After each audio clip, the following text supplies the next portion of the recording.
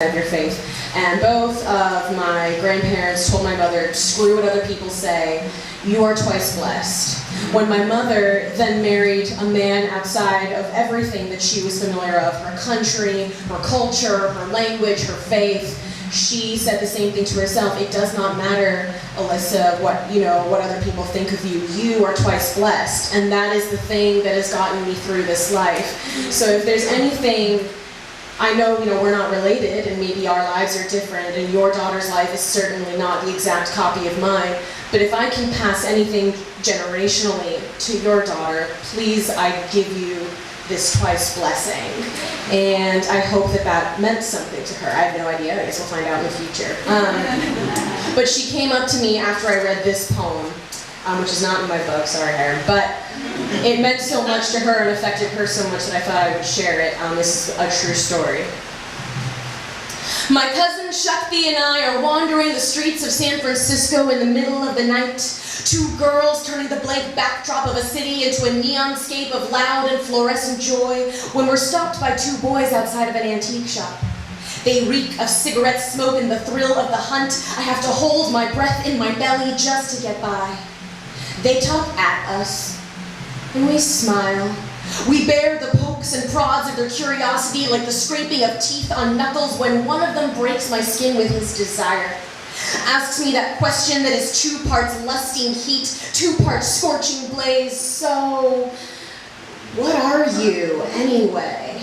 And as I stumble over the hiccuping storyline of my English father, a son of Polish World War II refugees aching for a name whose tongue he can speak, and my Indian mother, born screaming in the womb of a country that demanded her silence, the boy's eyes glaze me over like glue, stick my feet to the ground and my body to the trembling mass of itself, and I shake because I see in his eyes a conqueror.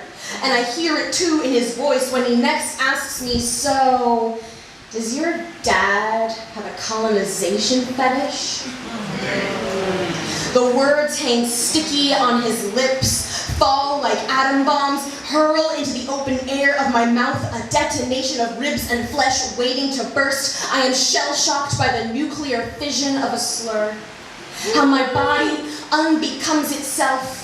How I degrade from girl to grave, a black hole carved into the earth, limitless and hungry, sucking light and loam and all the love that made me into its core. His words spin me tighter and more impenetrable than a peach pit. Stone, untouchable. Does your dad have a colonization fetish? How his words make of my flesh a geography.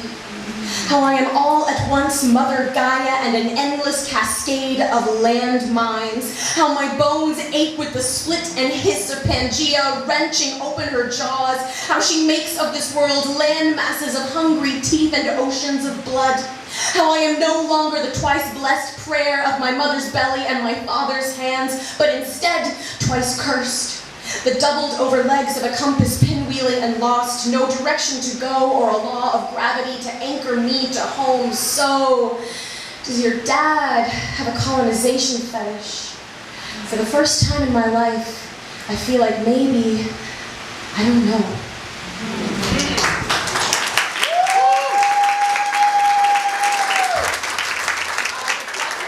Thank you, Alyssa. Small wars, little revolutions. You get that book next door before you get out of here. All right, so I want to bring